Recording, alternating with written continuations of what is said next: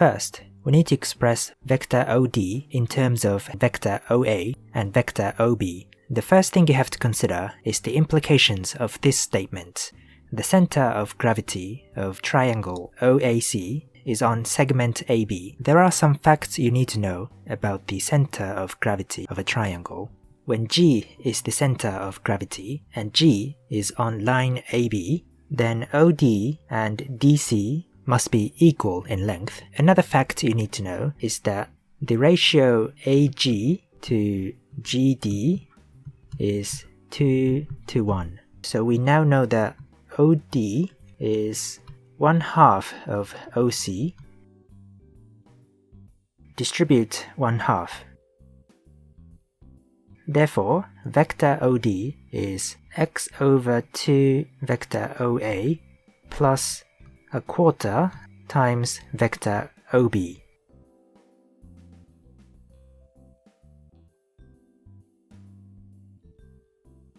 Next, we need to determine the value of x, which can be expressed as a fraction, based on the fact that point D is on the segment AB. Let's interpret this equation geometrically. I'm going to draw the diagram again. Now, vector OD can be expressed in terms of two separate vectors. Let's call the first vector vector OX and the second vector vector XD. And let's assume that vector XD is parallel to vector OB. So vector OD equals vector OX plus vector XD. Based on the equation that we got in the previous question, you should be able to see that vector OX corresponds to the first term and vector XD corresponds to the second term. So vector OX equals x over 2 vector OA and vector XD equals 1/4 vector OB. These two statements imply that we have two similar triangles, AXD and AOB, and given that the magnitude of XD is 1/4 of the magnitude of OB, the ratio of these two triangles is 1 to 3. So AX to XD is also 1 to 3. So we know that x over 2 vector OA, which corresponds to vector OX, equals 3/4 of vector OA. We can eliminate vector OA, and now we have this simple equation, x over 2 equals 3/4, which means x is equal to 3/2.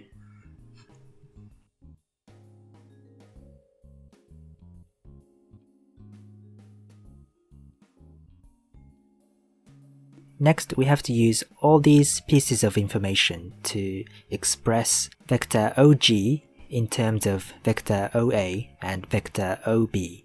Recall that G is the center of gravity of the triangle OAC, and vector OG can be expressed as vector OA and vector AG. As I mentioned earlier, because G is the center of gravity, the ratio AG to GD is 2 to 1.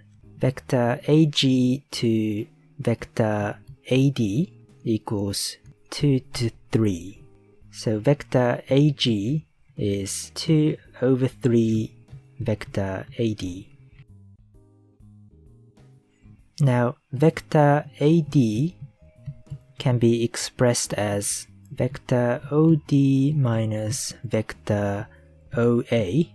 Vector OG equals vector OA plus 2/3, and in brackets vector OD minus vector OA. 1 vector OA minus 2/3 vector OA is 1/3 of vector OA.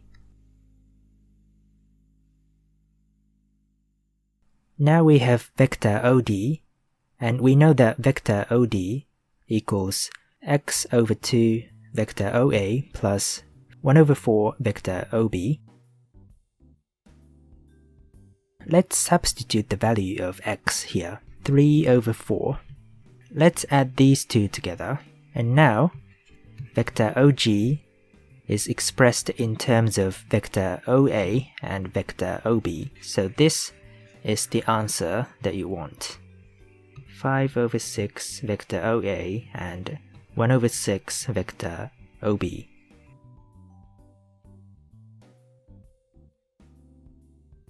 And finally, when the length OA is 1 and the length OB is 2 and the angle OAB is 60 degrees, then find the length of OG, and apparently OG is a fraction including a square root. Let's break down vector OG, vector x and vector y. Vector x corresponds to the first term and vector y corresponds to the second term. Now the magnitude of vector x is going to be 5/6 times the magnitude of vector OA, which is 1, and the magnitude of vector y is 1/6 of the magnitude of vector OB, which is 2, so 1/3. So vector x with the length of 5/6, vector y with the length of 1/3 expresses vector OG. Because vectors can be moved around, let's move vector y over here. So now vector OG can be expressed as the addition of two vectors.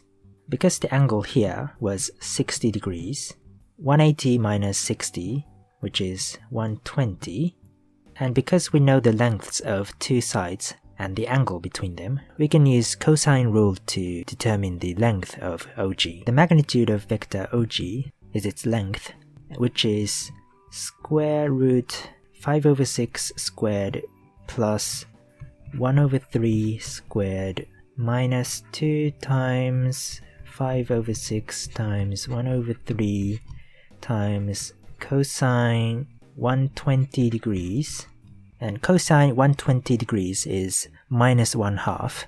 5/18 is 10/36. 25 plus 4 plus 10 is 39, and root 36 is just 6. So the length OG is root 39/6.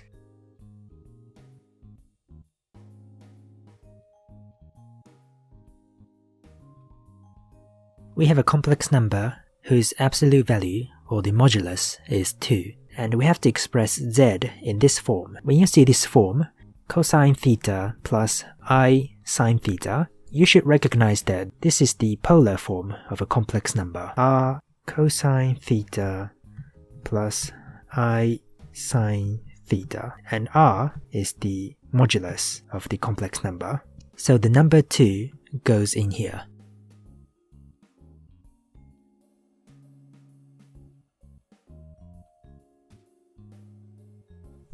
Next, we have to find the area of the triangle OAB. Let's draw a quick sketch of the complex number z. The complex number z can be represented by this vector with the magnitude of 2 and the angle theta. When you have a complex number in its polar form, the x component can be expressed as r cosine theta, and the y component can be expressed as r sine theta. So in this case, the x component of z is 2 cosine theta and the y component is 2 sine theta. Now let's consider the point A. The coordinates of point A can be found by moving vector z 1 unit to the right, because adding 1 to a complex number means moving the vector 1 unit to the right along the real axis. So the x coordinate of point A must be 2 cosine theta plus 1, and the y coordinate must remain the same. Now let's find the coordinates of point B. Point B is 1 minus 1/2z, so the x coordinate must be 1 minus 1/2 of 2 cosine theta, which is 1 minus cosine theta. For the y coordinate, because the y-axis corresponds to the imaginary axis, we must ignore the real number 1 here. The y-coordinate will be minus 1/2 times 2 sine theta, which is minus sine theta. And of course the origin is 0, 0. There are many ways to calculate the area of a triangle, but when you know the coordinates of all the 3 vertices of a triangle, and in the special case where one of the vertices is the origin, the area S can be obtained by this formula.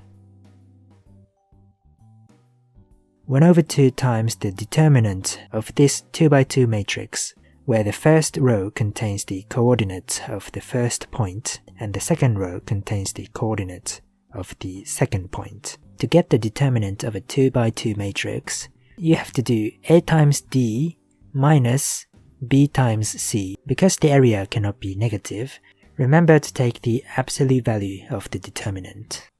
A times D minus B times C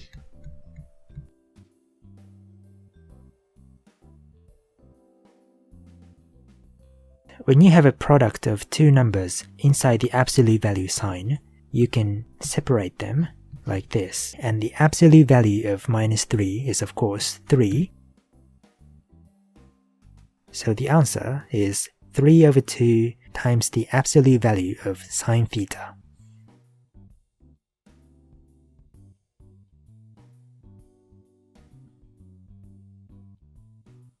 Next, we need to find the angle theta when the area S is maximized. Because the area S is 3/2 times the absolute value of sine theta, and sine theta will always be between -1 and 1, and the absolute value of -1 and the absolute value of 1 is equal.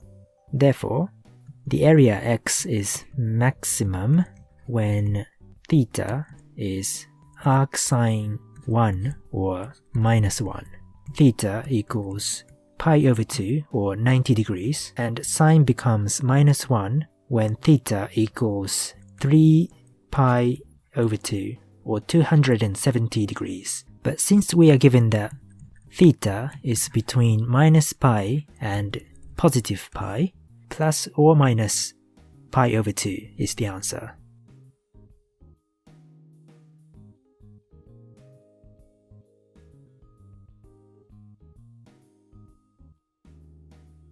The next question, when OA equals OB, OAB becomes an isosceles triangle, we need to determine the absolute value or the length of OA and OB. So let's express the magnitude of the vector OA and the magnitude of the vector OB.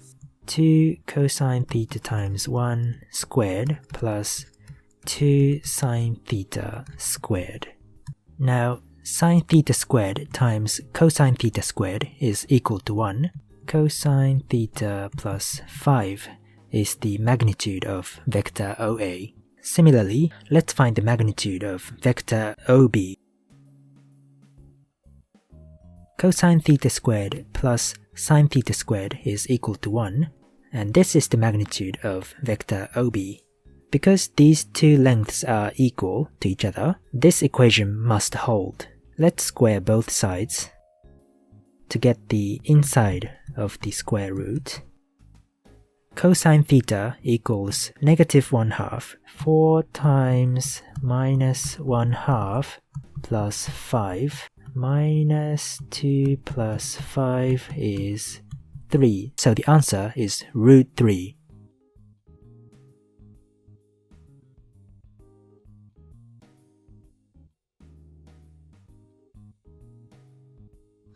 Next, we need to find the argument of these 2 complex numbers.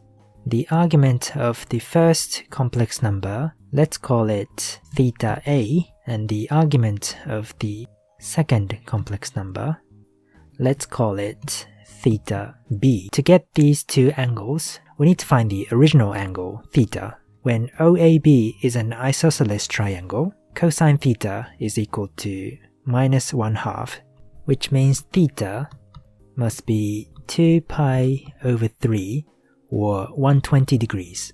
Now the angle theta A can be expressed as arc sine 2 sine theta over the hypotenuse root 3 as we discovered in the previous question, and let's plug in the value of theta. Theta A could be 90 degrees or 270 degrees, so it's either plus or minus pi over 2. Next, using the same method, let's find theta B. Arc sine minus sine theta over root 3. Again, let's substitute theta equals 2 pi over 3, root 3 over 2, because theta is between minus pi and positive pi. Arc sine of minus 1/2 must be minus pi over 6, or minus 30 degrees. So minus or plus pi over 6 is the answer.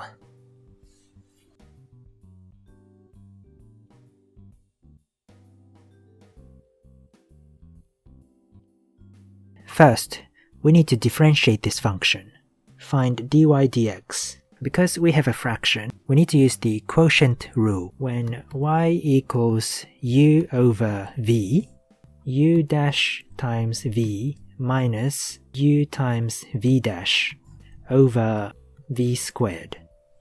U is equal to 2 to the power of x squared, and v is 5 to the power of 3x. What is u prime? When y equals some constant a raised to the power of w, a to the power of w times the derivative of w times the natural log of a. So in this case, the original function u times 2x times ln 2. Using the same formula, the original function times 3 times ln 5. Now we can plug in these values into the formula.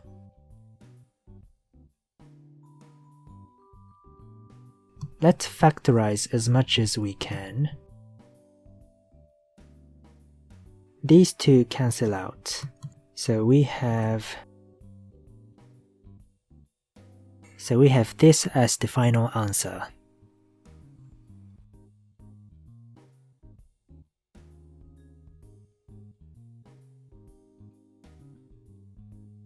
We need to find the value of x when y is minimized. And the question says that we have to use the common log, which uses base 10. In order for the value of y to be minimized, we have to let dy dx be equal to 0. Next, we need to use the change of base formula, which goes like this. Because the base of the natural log is e, we can apply this formula and go from the right-hand side to the left-hand side. Then we can apply the same formula once again to get the desired base, which is base 10. The denominator looks finished. We still don't have the number 1 and the minus sign here. How can we make 1 and a negative number out of this? The number 5 is 10 minus 5, and now we can use another formula. Using this formula, 5 over 10 is 1/2, and log base a of a is equal to 1, so log base 10 of 10 is 1. We now have the number we want, and we also have the minus sign, and when you have a fraction inside the log, you can split it into 2, and log of 1, regardless of what the base may be, is always equal to 0, so we can ignore this. So we have 1 minus log base 10 of 2 replace log base 10 of 5, and that's the answer. 3 over 2 log base 10 of 2 and 1 minus log base 10 of 2.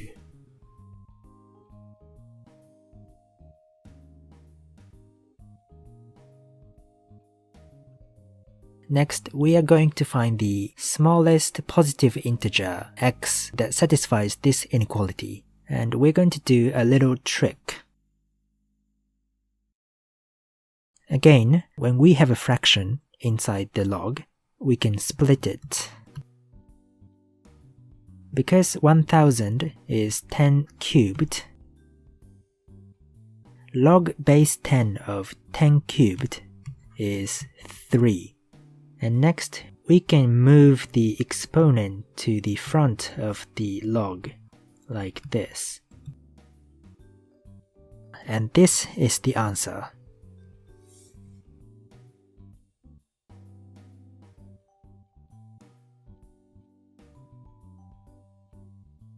Next, we're going to solve this inequality using this approximation. From the previous question, we know that log base 10 of 5 is equal to 1 minus log base 10 of 2. Now let's substitute this value into the inequality. Let's multiply each term by 10 and then divide each term by 3. And now we can use the quadratic formula to get the value of x.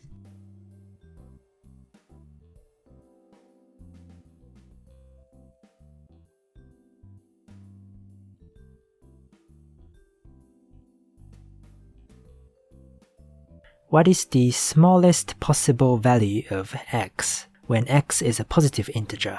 Root 89 is 9 point something.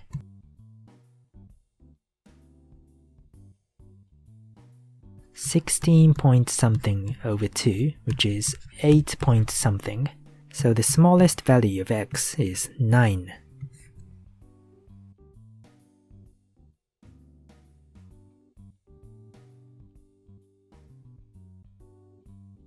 X times sine x squared. This function is a very weird looking function, and it's going to look like this. And line L is going to look something like this, and it passes through the origin, and this is the point of tangency. Because L is a line that passes through the origin, it must have this form, where m is the slope of the line. Slope is x over y, so m must be f of t over t. So the equation of the line L is y equals f of t over t times x. The first question says either number 0 or number 1 is true. So let's substitute t into the original function, and let's find the derivative of the original function. Because f of t is a product of two functions, we can use the product rule. U dash v plus v dash u, and u is t, so u dash is 1, v is sine t squared, so v dash is 2 sine t cosine t. Let's plug in these values into the formula. 1 times sine t squared plus t times 2 sine t cosine t. And at the point of tangency, f dash of t must equal the slope of the line L. F dash of t over t must equal f dash of t. Multiplying both sides by t, we get f of t equals t times f dash of t. This is the same expression as number 0, so number 0 must be the answer.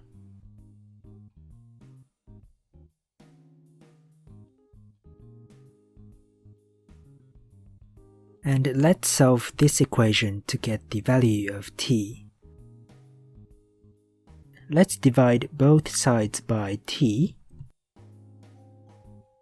These two terms cancel out. So we have 2t sine t cosine t equals 0. Either t or sine t or cosine t must be 0.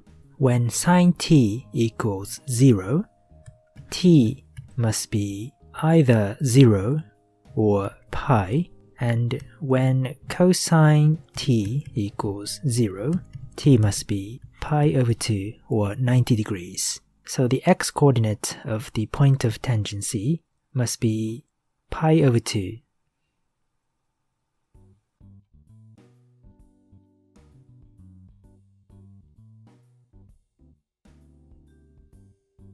We are going to find the antiderivative of f of x. F of x has two parts. The first part is x, and the second part is sine x squared.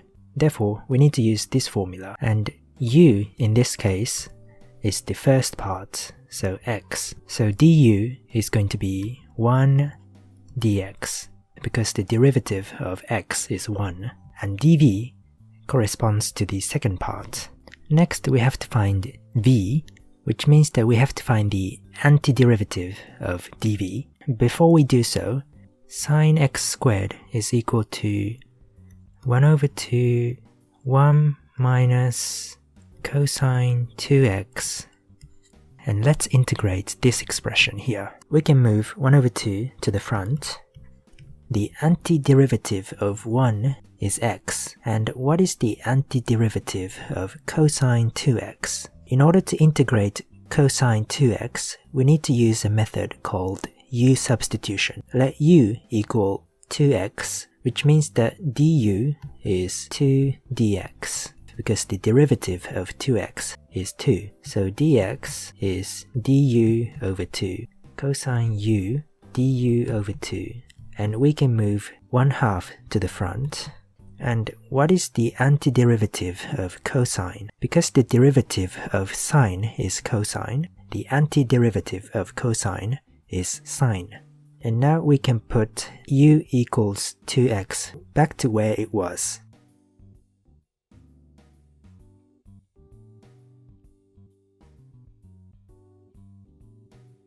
Finally, we have all the ingredients we need for this formula. U is x and v is 1 over 2 x minus 1 over 4 sine 2x minus, and v once again is 1 over 2 x minus 1 over 4 sine 2x, and du is 1 dx, which is dx. Let's distribute x. And let's integrate the second part. To find the antiderivative of sine 2x, once again, we need to use u substitution. Let u be equal to 2x. du is 2 dx.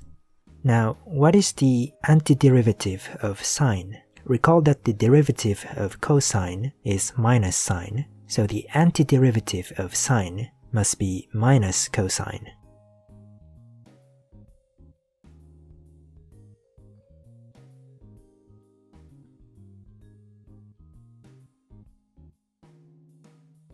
One over 2 x squared minus 1 over 4 x squared is 1 over 4 x squared.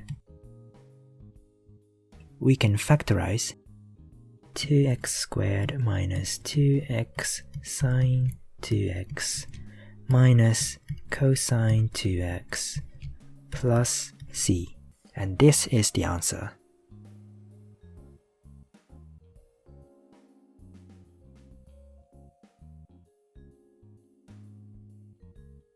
And the next question is going to be the last question of this exam. We need to find the area bounded by the line L and the function f of x. Since the x-coordinate of the point of tangency is pi over 2, the domain is between 0 and pi over 2. And because line L is above the curve, we need to put the function for line L first, and then subtract the area under f of x. Before we do that, we need to find the equation for line L.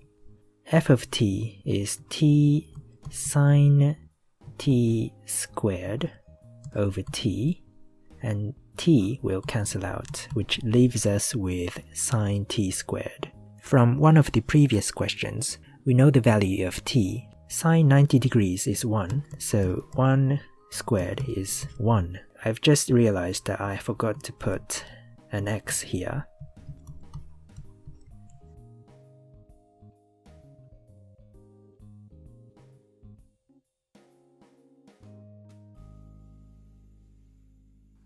Sine 180 degrees is 0, and cosine 180 degrees is minus 1, and cosine of 0 is of course 1. This will be a plus, and this will be another plus, plus 2, and the final answer is pi squared over 16 minus 1 over 4. Thank you for watching, and if you have any questions, please leave a comment below, and see you next time.